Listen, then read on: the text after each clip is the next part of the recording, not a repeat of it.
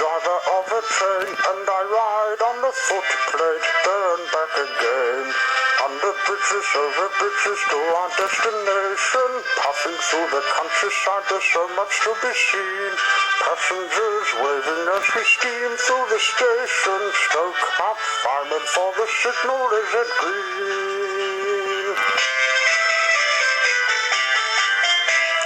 Time flies by and I'm the driver of a train, and I ride on the footplate, there and back again. In the cutting through the tunnel, rushing, clanking on the track, wheezing piston, smoky funnel, turning wheels go clickety-clack. Time flies by and I'm the driver of a train, and I ride on the footplate, there and back again.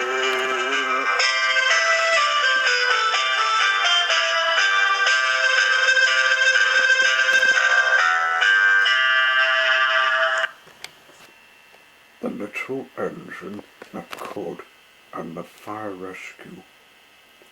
Written by Megan E. Bryant, based on the original story by Watty Piper, illustrated by Loretta Lustig.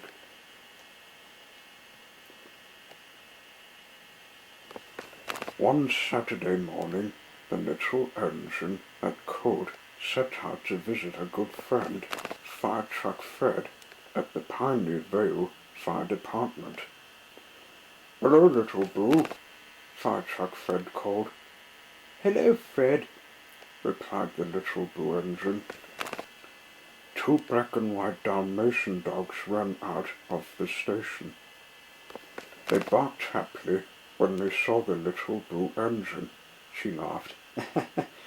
"And hello to you too, Jack and Sally," she said to the fire dogs.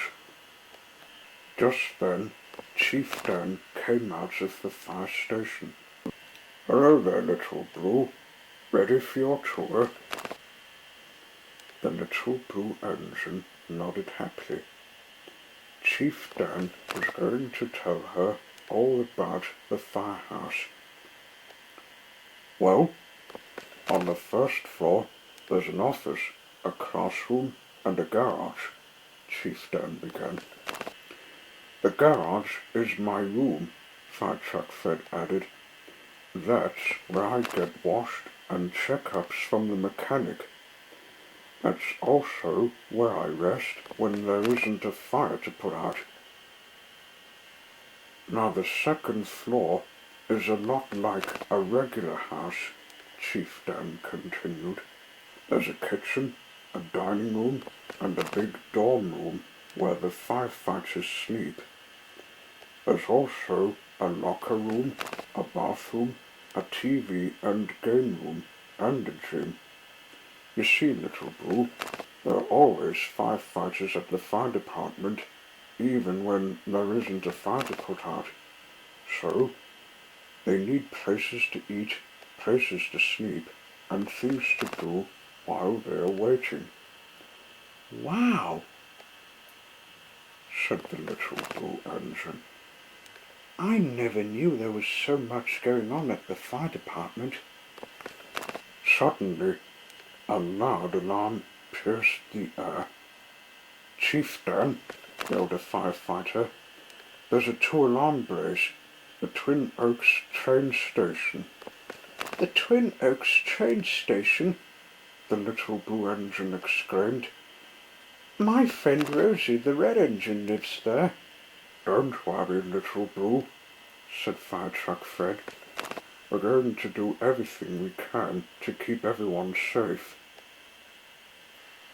Several firefighters rushed out of the station wearing large boots, heavy gear, and protective helmets. They quickly boarded Fire Truck Fred along with Jack and Sally. Fire Truck Fred raced down the street, his siren wailing and lights flashing. After Fire Truck Fred and the firefighters left, the fire station was silent. The Little Boo engine looked at the empty building that had been so full of activity just a little while ago. I can't stay here doing nothing, she said aloud.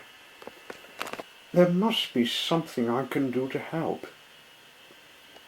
Full of determination, she started up her wheels and set off down the tracks to the Twin Oaks train station. Soon, the little engine arrived at the train station. Thick black clouds of smoke billowed into the sky. She spotted Fire Truck Fred.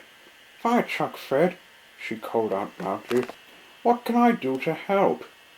"Just stay back, little boo," Fire Truck Fred yelled back. "Firefighting is very dangerous. Everything's under control. Everyone's out of the station. All we have to do is put out the fire."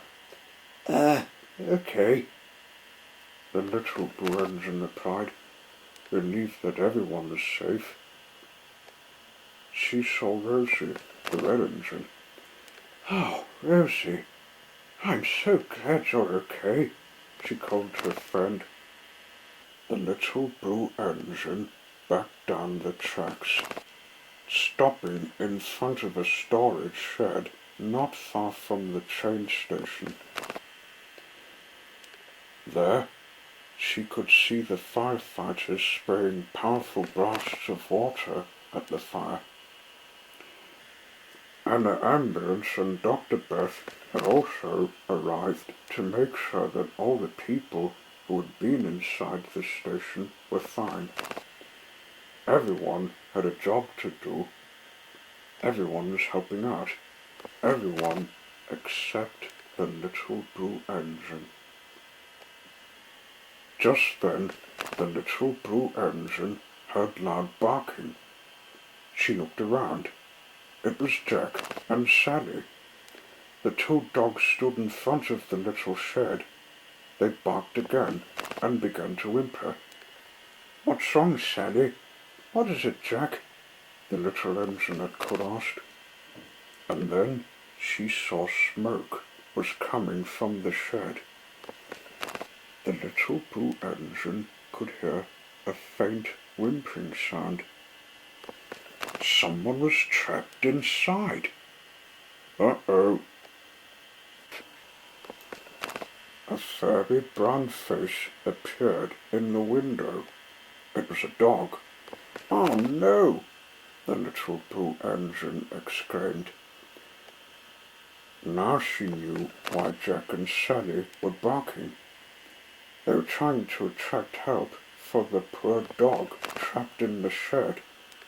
But with all the commotion at the train station, no one had noticed them. "I can't get off the track to rescue the dog myself," the little blue engine said. "But I think I can do something to bring help right away." The little engine that could took a deep breath and blew her whistle as hard as she could. "Weet, weet, weet, weet, weet."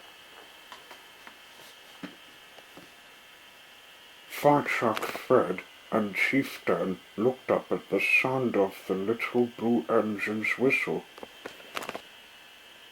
"There's a dog trapped in the shed," the little blue engine yelled. "Somebody help!" The fire in the train station was almost completely out, so Chieftain nodded at two of his firefighters. "John, Mary, let's go rescue that dog." The two firefighters ran to the shed. They used their axes to chop through the door. Then, being careful to stay low to the ground, they crawled inside. The little blue engine held her breath as she waited for the firefighters to come out. After a few moments, Firefighter John appeared carrying the dog. The crowd cheered. But where was Firefighter Mary? Everyone quieted and waited anxiously. Chief Dan looked worried. He was about to signal to one of the firefighters to go in when suddenly Firefighter Mary hurried out of the shed. In her arms were 3 plump, squirming puppies. She set them on the ground a safe distance from the shed. The crowd clapped and cheered again as the mama dog rushed over to her puppies and nuzzled them gently. Fire truck Fred drove over to the Little Blue engine. "Great job, Little Blue," he said with a big smile. "You saved that dog and her puppies." "I didn't save them," said the little engine that could. "Jack and Sally were the ones who found the dogs and barked until someone noticed them. And those brave firefighters were the ones who rescued the dogs and brought them to safety. I wish I could have been a bigger help, but all I did was blow my whistle." Chief Dan walked over. Little Blue, fighting a fire and rescuing people takes teamwork and cooperation. "No one can do it alone," he explained. "You, Jack, Sally, and the firefighters all worked together to save those dogs. You're all heroes." "Really?" the Little Blue engine said. "Absolutely," said Chief Dan. "But we still have one problem. What are we going to do with this nice dog and her pups? They need a good home." "Oh, I know," said the Little Blue engine. "I can take them to Dr. Judy, the animal doctor in Pineyvale. She always knows nice people who want to adopt dogs and pups."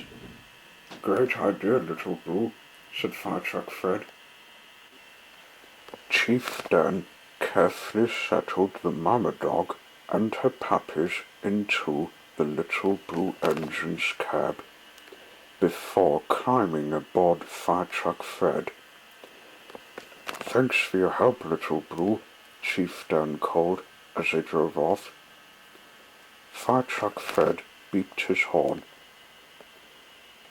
The Little Blue engine grinned proudly as she rolled down the track on her way to Dr. Judy.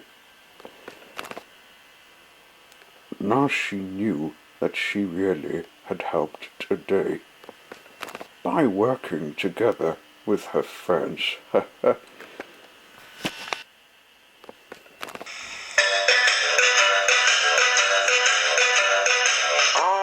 been working on the railway all the livelong day.